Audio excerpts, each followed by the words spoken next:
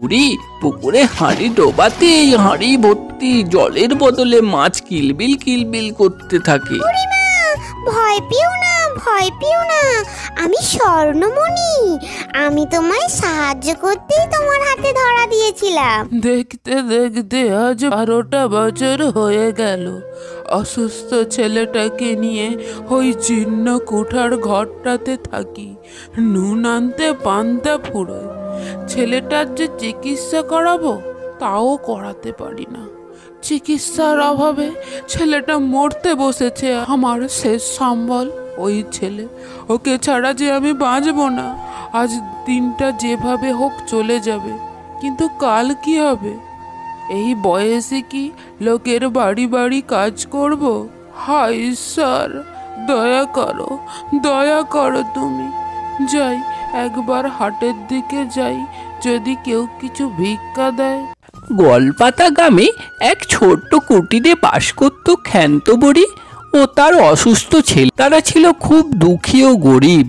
তার অসুস্থ ছেলেকে নিয়ে চিন্তার শেষ ছিল না। সে একদিন পথে হাঁটতে হাঁটতে একটি ছোট্ট মাছের ছানাকে দেখতে পায়। এই ওটা তো ছোট মাছ নয়? বাহ, কি সুন্দর দেখতে, সোনালি রঙের মাছ। এতটুকু মাছ খেয়ে তো আর আমাদের পেট ভরবে না। ওকে ছেড়ে দেওয়াই ভালো হবে। ওকে অমন সুন্দর দেখতে, যাই ওই পুকুরেই ছেড়ে দিব ওকে।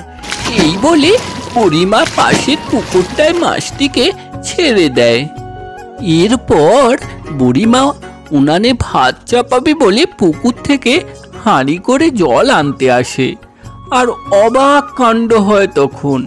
বুড়ি পুকুরে হাঁড়ি ডোবাতে হাঁড়ি ভর্তি জলের বদলে মাছ কিলবিল কিলবিল করতে থাকে। বুড়ি তো দেখেই ভয় পেয়ে হাঁড়ি ফেলে দৌড়াতে যাবে, এমন সময় সেই সোনালি মাছটি বলে ওঠে, ও বুড়িমা, ভয় পেও না, ভয় পেও না, আমি স্বর্ণমণি।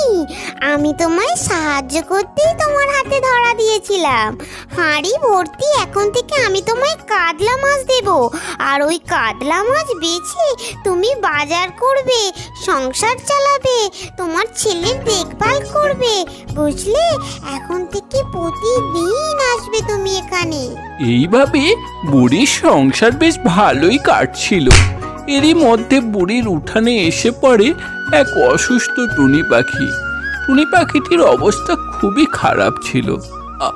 মা, টুনি পাখিটার এমন অবস্থা হলো কি করে? তাড়াতাড়ি যাই, ওকে আমায় যে বাঁচাতে হবে। একটু গরম জায়গায় রাখতে হবে, ওর ক্ষতস্থানে ওষুধ লাগাতে হবে। বুড়ির সেবা শুশ্রূষায় টুনি পাখি খুব তাড়াতাড়ি ঠিক হয়ে ওঠে। বুড়িমা, ধন্যবাদ আমায় এভাবে সাহায্য করার জন্য। আমি তোমায় একটি উপহার দিতে চাই, আর তুমি যদি চাও আমি তোমার সাথে এখানেই থাকতে চাই। এই নাও তোমার উপহার।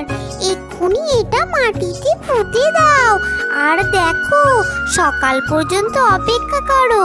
এই বীজ হলো একটি জাদু গাছের বীজ। ছোট্ট টনির কথা মতো বুড়ি ওই বীজটি মাটিতে পুঁতে দেয়।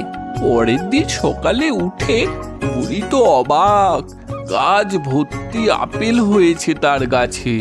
সেই গাছটি ছিল জাদুর আপেল গাছ। তাতে যতবারই আপেল তোলা হতো আবার নতুন আপেলে ভরে উঠত। এ কি এত আপেল? এ কি করে সম্ভব? এক রাতে গাছও হয়ে গেল, আবার ফলও ধরে গেল। হ্যাঁ বুড়িমা, ওগুলো বিক্রি করে তুমি তোমার ছেলের চিকিৎসা করাবে। তোমার ছেলে সুস্থ হয়ে উঠবে বুড়িমা। এভাবে স্বর্ণমণি ও টুনির সাহায্যে আস্তে আস্তে ক্ষান্তমণির অবস্থার উন্নতি হতে লাগলো, এবং একসময় সে তার ছেলের চিকিৎসা করিয়ে সুস্থ করে তুলল ও তারা সবাই মিলে সুখে শান্তিতে দিন কাটাতে লাগলো। আমাদের গল্প তোমাদের কেমন লাগছে? গল্পগুলো যদি ভালো লেগে থাকে অবশ্যই আমাদের চ্যানেলটি সাবস্ক্রাইব করে দাও আরো নতুন নতুন গল্প পেতে।